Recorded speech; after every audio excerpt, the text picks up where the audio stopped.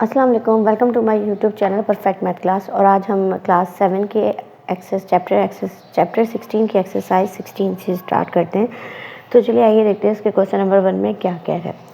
In the following events right correctly whether the outcomes is possible, impossible और certain. अच्छा, today is Thursday and the yesterday was Wednesday. तो हमेशा Thursday के पहले जो होता है वो वेडनेसडे आता है, तो सर्टेन की सिचुएशन है ये, ठीक है। नेक्स्ट है you will throw a 5 with a single dice. तो ये पॉसिबल है कि हम उसको सिंगल डाइस पे कर सकते हैं। फिर है you will see the sun on the sky after 9 PM। शाम में हम सूरज देखते हैं आसमान पे, ऐसा कभी हो ही नहीं सकता, तो ये हो गया आपका इम्पॉसिबल, ठीक है। अब हम चलते हैं अपने क्वेश्चन नंबर 2 पे। What is the probability of choosing from the letters word S. तो देखिए हमने एस की प्रोबेबिलिटी लिखनी है, तो प्रोबेबिलिटी का फॉर्मूला हम लिखते हैं। देखिए प्रोबेबिलिटी हमने किसकी नहीं है, लेटर एस की लिखनी है, तो हम लिखेंगे नंबर ऑफ लेटर एस और नीचे आ जाएगा टोटल लेटर्स। तो चलिए आइए इसकी प्रोबेबिलिटी ऑफ एस पर इसके काउंट करते हैं। देखिए पहले एस काउंट कर लेते हैं, कितने एक एस 1 2 3। एस हमारे पास कितने हैं, नंबर ऑफ लेटर एस है हमारे पास 3। अब हमें टोटल लेटर काउंट करने हैं, तो अब हम ये टोटल काउंट करें 2 3 4 5 6 7 8 9 10 11 12 13 14। तो ये आपके पास आ गया इसका आंसर 14। तो ये आपका आंसर हो गया। यानी कि प्रोबेबिलिटी मालूम करने का फॉर्मूला होता है, जो भी स्पेसिफिक चीज़ दे रहा हो, कलर दे रहा हो, उसको ऊपर रखेंगे और टोटल से हम उसको डिवाइड करते हैं। चलिए आइए क्वेश्चन नंबर 3 देखते हैं। Which of these number can not be probability. कौन से नंबर हैं जो प्रोबेबिलिटी नहीं है। तो याद रखिएगा 0 से 1 तक की जो रेंज में आते हैं वो प्रोबेबिलिटी होते हैं, और जो इससे ग्रेटर हो जाए यानी कि 1.2 हो जाए, 3.2 हो जाए, इस तरह के नंबर प्रोबेबिलिटी में नहीं होते। तो चलिए देखें, ये पहला नंबर क्या है 0.001। तो ये हमारे पास प्रोबेबिलिटी है, तो मैं यहाँ पे लिख देती हूँ प्रोबेबिलिटी। दूसरा नंबर दे रहा है 0.5, तो ये हमारे पास ये भी प्रोबेबिलिटी है। ये देखिए 1 से ग्रेटर हो गया, तो ये हो गया नॉट प्रोबेबिलिटी में आ जाएगा। ये देखिए -1 है। अच्छा देखें स्केल, अगर आपको याद हो, मैं इधर स्केल बनाती हूँ। अगर हम इंटीजर पे देखें तो यहाँ 0 होता है और यहाँ पे हम 1, यहाँ पे जो नंबर होते हैं वो -1। हमारी रेंज प्रोबेबिलिटी की सिर्फ इतनी है, माइनस में भी नहीं है, तो आपने माइनस में भी क्या लिख देना है, नॉट प्रोबेबिलिटी। नेक्स्ट देखते हैं, अब है 3/4। अब 4/3 के लिए आपने क्या करना है, इसको अपने फ्रिक्शन में डिवाइड करके देख लेना है। तो जाहिर सी बात है आएगा ही नहीं, तो 4 7 ज़ा 28, 2 रिमाइंडर होगा, तो पॉइंट की वजह से 0 लगाएंगे, तो ये आंसर हो गया आपका 20। तो आप देखिए 3/4 किसके बराबर हो गया, मैं यहाँ लिखती हूँ अपने पास 3/4 है 0.75 की। इट्स मीन ये क्या है, प्रोबेबिलिटी। नेक्स्ट अब देखिए 1 होल 1/2। 1/2 का मतलब क्या होता है, देखिए 1 होल 1/2। 1 मैंने ऐसे ही लिख दिया, 1/2 का मतलब है 0.5, तो यहाँ 0.5 लगा दिया। तो देखिए ये बड़ा हो गया, ठीक है। ये इस तरह मैं कर रही हूँ 1 होल 1/2। 1 का मतलब 1, 1/2 का मतलब अगर आप डिवाइड कर लें तो 0.5 होता है। तो पहले से यहाँ 1 लगा हुआ, तो 0 स्किप कर दिया, 1.5, तो ये ग्रेटर हो गई, तो ये हो गया नॉट प्रोबेबिलिटी। अच्छा, अब सवाल में हमने देख लिया प्रोबेबिलिटी क्या है और नॉट प्रोबेबिलिटी। तो आपका इसका आंसर जो बनेगा बेसिकली वो बनेगा 3 part 4 and 6 are not probability.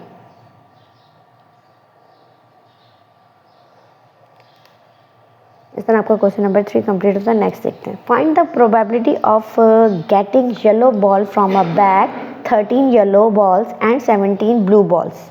तो चेक समझ लें, ये एक बैग बना दिया मैंने और इसमें 13 येलो बॉल्स हैं और 17 ब्लू बॉल्स। तो प्रोबेबिलिटी हमने येलो की मालूम करनी है, तो हमने फॉर्मूला लिख लेना है अपने पास।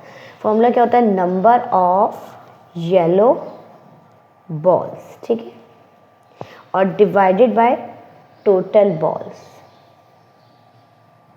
तो प्रोबेबिलिटी ऑफ येलो की हमारे पास आ जाती है, देखिए ये तो हमारे पास नंबर ऑफ येलो बॉल्स तो हैं ही 13। अब आपने 13 में 17 प्लस करना है, तो इट शुड बी 30। तो ये आ गया आपका आंसर, ये 13/30 येलो बॉल की प्रोबेबिलिटी है। चलिए नेक्स्ट क्वेश्चन पे चलते हैं। Draw a probability scale like this. देखिए स्केल बनाए, impossible, unlikely, just like to happen, as not and likely certain. तो देखिए हमारे पास draw an arrow show the chance of the event given below. पहला है when a coin is tossed it will show a tail. तो just as likely as not happen, ऐसा हो सकता है और नहीं भी। तो हम यहाँ लिख देंगे just as likely to happen as not. Second है हमारे पास history chapter in math book. Math की बुक में हिस्ट्री का चैप्टर कभी आ ही नहीं सकता, तो इट इज़ इम्पॉसिबल। थर्ड है इसका you it will rain today, ऐसा हो भी सकता है और नहीं भी। हम लिख देंगे just as likely to happen as not, नहीं भी हो सकता। Leap year having 365 days, leap year में 366 डेज होते हैं, तो ये भी इम्पॉसिबल है। नेक्स्ट है the day after Friday will be Sunday, Friday के बाद संडे आ सकता है, नॉट। सैटरडे स्किप तो नहीं हो सकता, ये भी इम्पॉसिबल सी बात है।